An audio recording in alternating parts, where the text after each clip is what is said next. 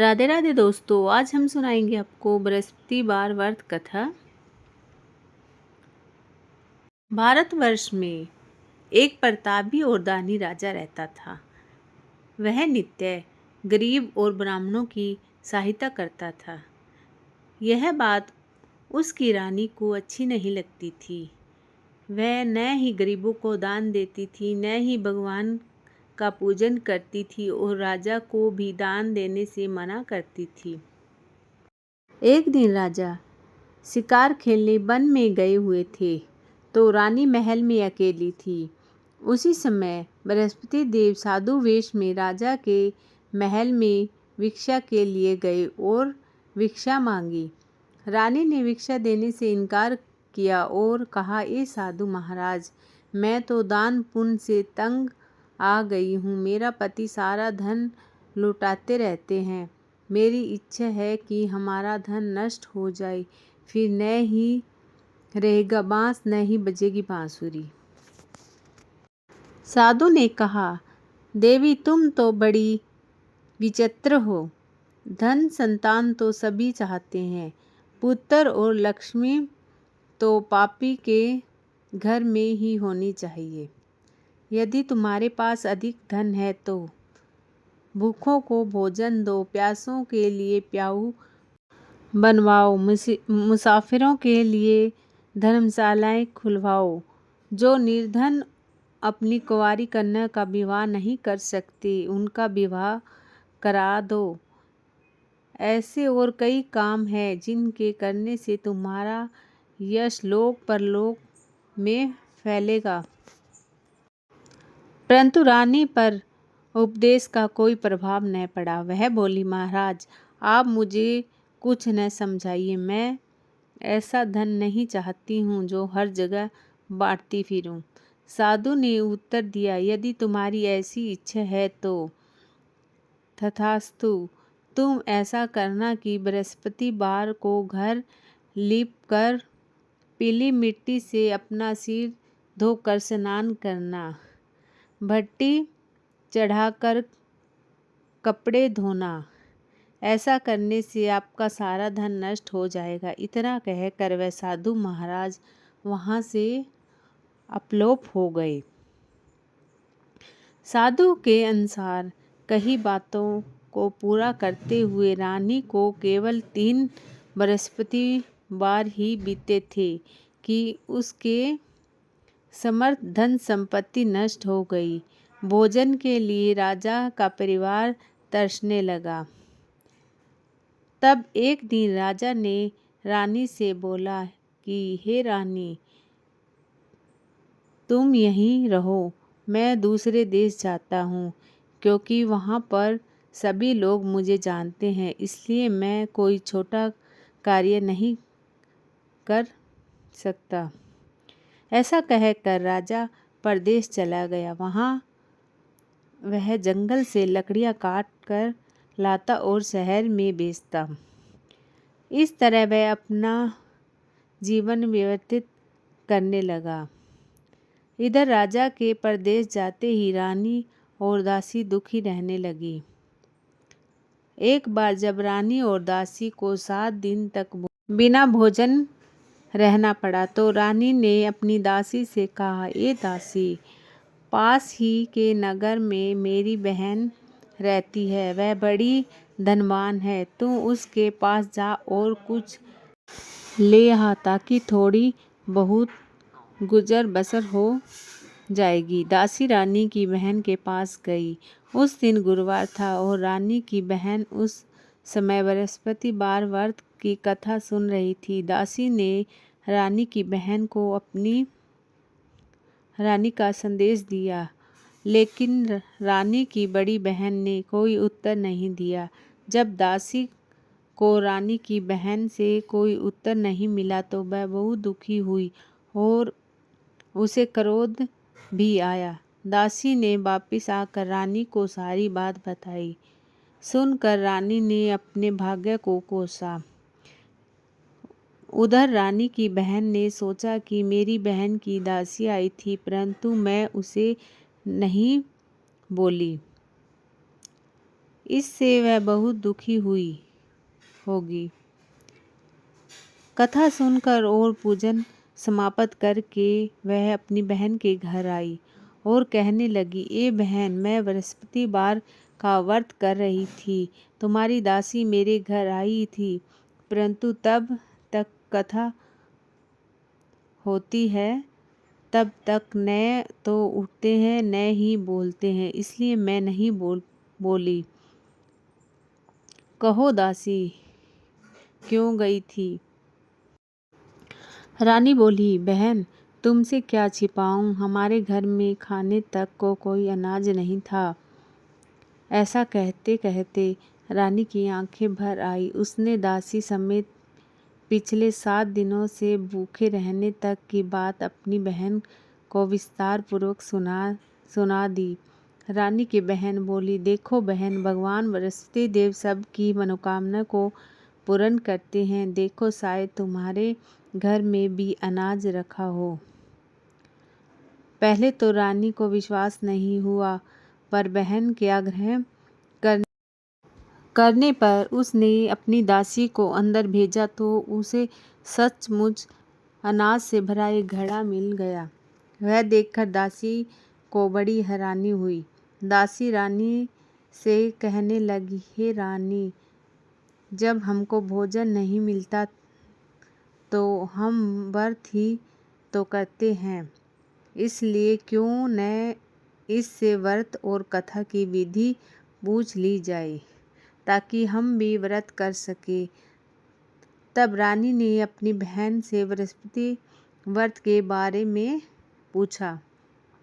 उसकी बहन ने बताया, बृहस्पतिवार के व्रत में चने की दाल और मुनक्का से विष्णु भगवान केले की जड़ में पूजन करें तथा दीपक जलाएं, व्रत कथा सुने और पीला भोजन ही करें। इससे बृहस्पति देव प्रसन्न होते हैं।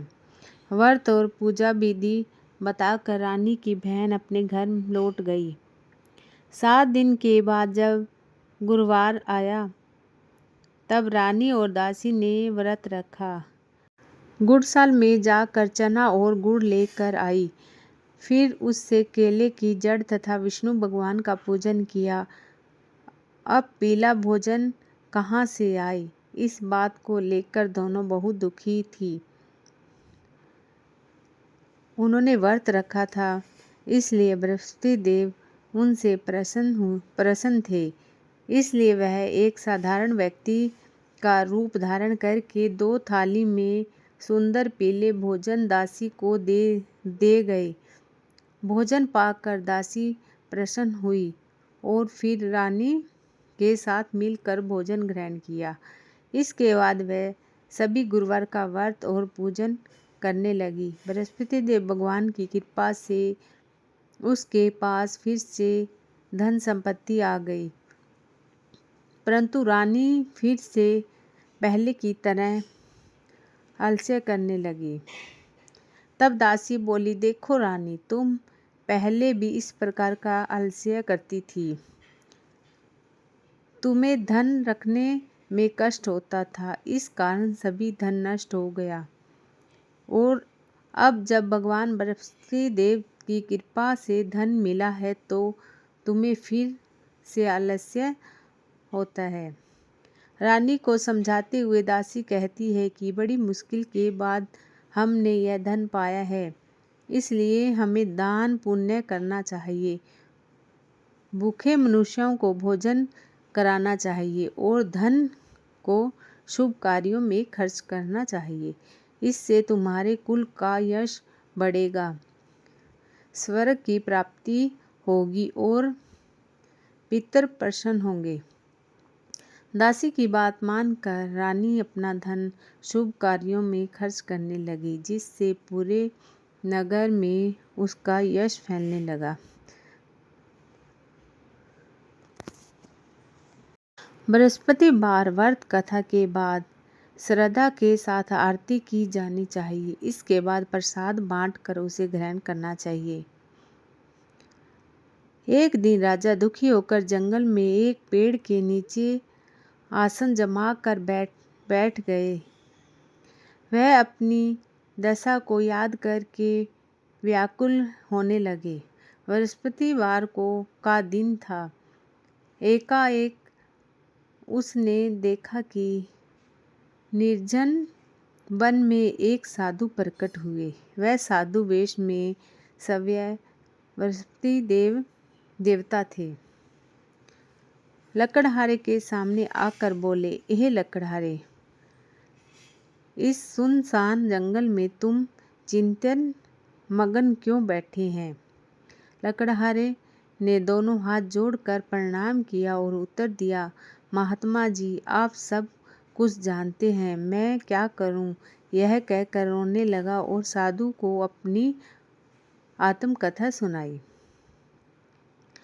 महात्मा जी ने कहा, तुम्हारी स्त्री ने बृहस्पति के दिन बृहस्पति भगवान का निरादर किया है, जिसके कारण रुष्ट होकर उन्होंने तुम्हारी यह दशा कर दी है। अब तुम चिंता को दूर करके मेरे कहने पर चलो और तुम्हारे सब कष्ट दूर हो जाएंगे और भगवान पहले से भी अधिक संपत्ति देंगे। तुम बृहस्पति के दिन कथा किया करो। 2 पैसे के चने मुनक्का लाकर उसका प्रसाद बनाओ और शुद्ध जल से लोटे में शक्कर मिलाकर अमृत तैयार करो। कथा के पश्चात अपने सारे परिवार को सुनने वाले प्रेमियों में अमृत व प्रसाद बांटकर आप भी ग्रहण करो। ऐसा करने से भगवान तुम्हारी सब मनोकामना पूर्ण करेंगे। साधु के ऐसे वचन सुनकर लकड़हारा बोला, हे प्रभु, मुझे लकड़ी बेचकर इतना पैसा नहीं मिलता जिससे भोजन के उपरांत कुछ बचा सकूं। मैंने रात्रि में अपनी स्त्री को व्याकुल देखा है। मेरे पास कुछ भी नहीं है जिसे मैं उसकी खबर मांग सकूं। साधु ने कहा, ए लकड़हारा, तुम किसी की बात की चिंता मत करो। बृहस्पति के दिन तुम रोजाना की तरह लकड़ियां लेकर शहर को जाओ। तुमको रोज से दुगना धन प्राप्त होगा, जिससे तुम भली भांति भोजन कर लोगे तथा बृहस्पति देव की पूजा का सामान भी आ जाएगा। इतना कहकर साधु अंतर्ध्यान हो गए। धीरे धीरे समय व्यतीत होने पर फिर वही बृहस्पतिवार का दिन आया। लकड़हारा जंगल में लकड़ी काट कर किसी शहर में बेचने गया। उसे उस दिन और दिन से अधिक पैसे मिले। राजा ने चना गुड़ आदि लाकर गुरुवार का व्रत किया। उस दिन उसके पास उसके सभी कलेश दूर हो गए। परंतु जब दोबारा गुरुवार का दिन आया तो बृहस्पतिवार का व्रत करना भूल गया। इसी कारण बृहस्पति भगवान नाराज हो गए। उस दिन उस नगर के राजा ने विशाल यज्ञ में आयोजन किया तथा शहर में यह घोषणा कराई दी कि कोई भी मनुष्य अपने घर में भोजन न बनाए, वे आग जलवाए। समस्त जनता मेरे यहाँ भोजन करने आवे। इस आज्ञा को जो भी न मानेगा उसे फांसी की सजा दी जाएगी। इस तरह की घोषणा संपूर्ण नगर में करा दी गई। राजा की आज्ञा अनुसार शहर के सभी लोग भोजन करने गए, लेकिन लकड़हारा कुछ देर से पहुंचा, इसलिए राजा उसको अपने साथ घर ले गया और ले जाकर भोजन कराया। तो रानी की दृष्टि उस खूंटी पर पड़ी जिस पर उसका हार लटका हुआ था। वह वहां से दिखाई नहीं दिया। रानी ने निश्चय किया कि मेरा हार इस मनुष्य ने चुरा लिया है। उसी समय सिपाहियों को बुलाकर उसको कारागार में डाल दिया। जब लकड़हारा कारागार में पड़ गया और बहुत दुखी होकर विचार करने लगा कि न जाने कौन से पूर्व जन्म के कर्म से मुझे यह दुख प्राप्त हुआ है, और उसी साधु को याद करने लगा जो कि जंगल में मिला था। उसी समय तत्काल बृहस्पति देव साधु के रूप में प्रकट हुए और उसकी दशा को देखकर कहने लगे, हे मूर्ख, तूने बृहस्पति देव की कथा नहीं करी, इस कारण तुम दुख प्राप्त हुए हैं। अब चिंता मत कर, बृहस्पतिवार के दिन कारागार के दरवाजे पर 4 पैसे पड़े मिलेंगे। उससे तुम बृहस्पति देव की पूजा करने तेरे सभी कष्ट दूर हो जाएंगे।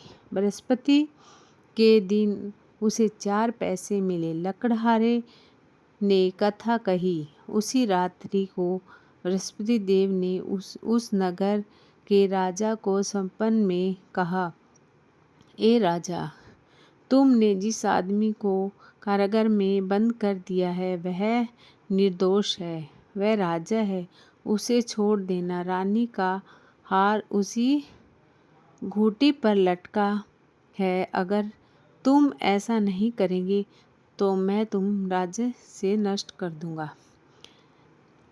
इस तरह रात्रि में स्वप्न को देखकर राजा प्रातःकाल उठा और खूंटी पर हार देखकर लकड़हारे को बुलाकर क्षमा मांगी। तब लकड़हारे को योग्य सुंदर वस्त्र आभूषण देखकर विवाद कर दिया। बृहस्पति देव की आज्ञानुसार लकड़हारा अपने नगर में चला दिया। राजा जब अपने नगर के निकट पहुंचा तो उसे बड़ा आश्चर्य हुआ। नगर में पहले से अधिक बाग, तालाब, कुएं तथा बहुत सारी धर्मशाला, मंदिर आदि बन गई।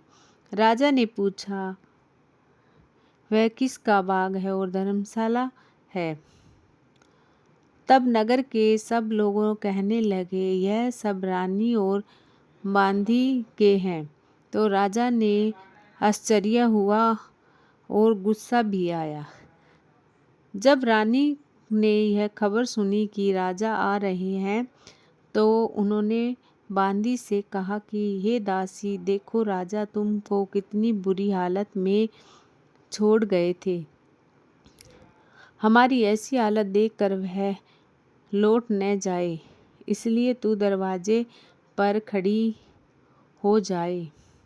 आज्ञा अनुसार दासी दरवाजे पर खड़ी हो गई। राजा आए तो उन्होंने अपने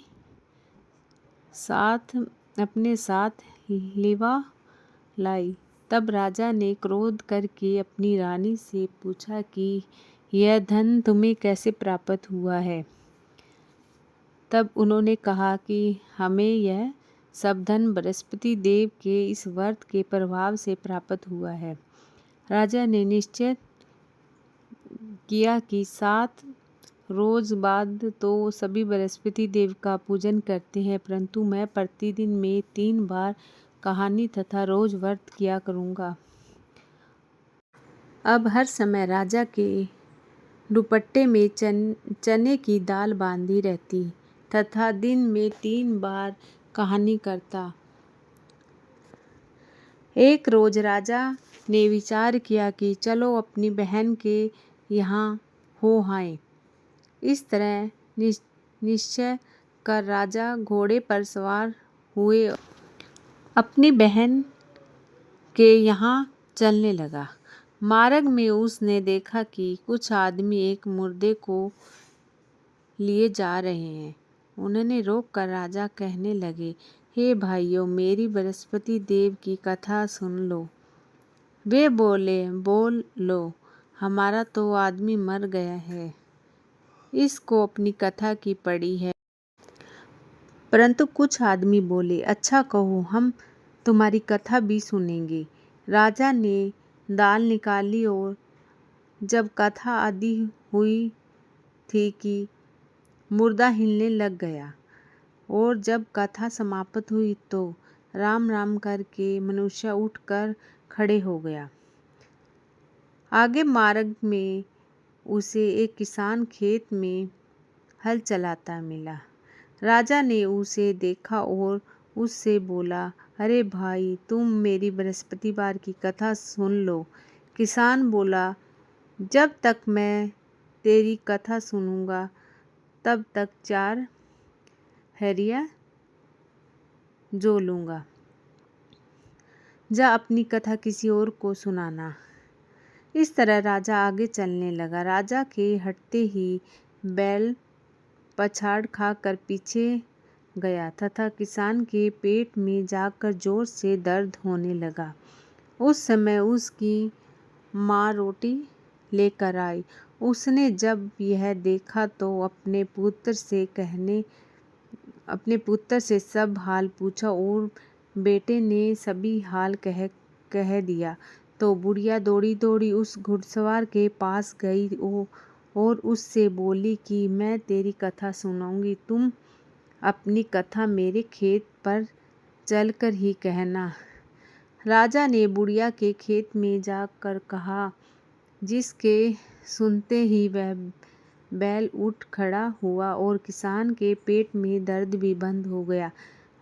राजा अपनी बहन के घर पहुंचा। बहन ने भाई की खूब मेहमानी की। दूसरे रोज प्रातःकाल राजा गया तो वह देखने लगा कि सब लोग भोजन कर रहे हैं। राजा ने अपनी बहन से कहा, ऐसा कोई मनुष्य है जिसने भोजन नहीं किया है, मेरी बृहस्पतिवार की कथा सुन ले। बहन बोली, हे भैया, यह देश ही है कि पहले यहाँ लोग भोजन करते हैं, बाद में अन्य काम करते हैं। अगर कोई पड़ोसी में हो तो देख आऊं। वह ऐसा कहकर देखने चली गई, परंतु ऐसा कोई भी व्यक्ति नहीं मिला जिसने भोजन न किया हो। वह एक कुम्हार के घर पर गई जिसका लड़का बीमार था। उसे मालूम हुआ कि उसके वहाँ 3 रोज से किसी ने भोजन नहीं किया है। रानी ने अपने भाई की कथा सुनने के लिए कुम्हार से कहा। वह तैयार हो गया। राजा ने जाकर बृहस्पतिवार की कथा कही, जिसको सुनकर उसका लड़का ठीक हो गया। अब तो राजा का प्रशंसन होने लगा। एक रोज राजा ने अपनी बहन से कहा कि हे बहन, हम अपने घर को जाएंगे, तुम भी तैयार हो जाओ। राजा की बहन ने अपनी सास से कहा। सास ने कहा, हाँ चली जाओ, परंतु अपने लड़के को मत ले जाना, क्योंकि तेरे भाई के कोई औलाद नहीं है। बहन ने अपने भाई से कहा, ए भाई, मैं तो चली जाऊंगी पर कोई बालक नहीं जाएगा। राजा बोला, जब कोई बालक नहीं चलेगा तब तुम ही क्या करेगी। बड़े दुख मन से राजा अपने नगर को लौट आया। राजा ने अपनी रानी से कहा, हम निर्वंशी हैं, हमारा मुंह देखने का धर्म नहीं है और कुछ भोजन आदि नहीं किया। रानी बोली, हे प्रभु, बृहस्पति देव ने हमें सब कुछ दिया है, वह हमें औलाद अवश्य देंगे। उसी रात को बृहस्पति देव ने राजा के सपन में कहा, हे राजा, उठ, सभी सोच त्याग दे, तेरी रानी गर्भ से है। राजा की यह बात सुनकर बड़ी खुशी हुई। 9वें महीने में उसके गर्भ से एक सुंदर पुत्र पैदा हुआ। तब राजा बोले, हे रानी, स्त्री बिना भोजन के रह सकती है, पर बिना कहे नहीं रह सकती। जब मेरी बहन आवे तुम उससे कुछ कहना मत। रानी ने सुनकर हाँ कर दिया। जब राजा की बहन ने यह शुभ समाचार सुना तो वह बहुत खुशी हुई। तब बधाई लेकर अपने भाई के यहाँ आई। तभी रानी ने कहा, घोड़ा चढ़कर तो नहीं आई, गधा चढ़ी आई। राजा की बहन बोली, भाभी मैं इस प्रकार न कहती तो तुम्हें औलाद कैसी मिलती। बृहस्पति देव ऐसे ही हैं, जैसी जिसकी मन में जो कामनाएं हैं सभी को पूर्ण करते हैं।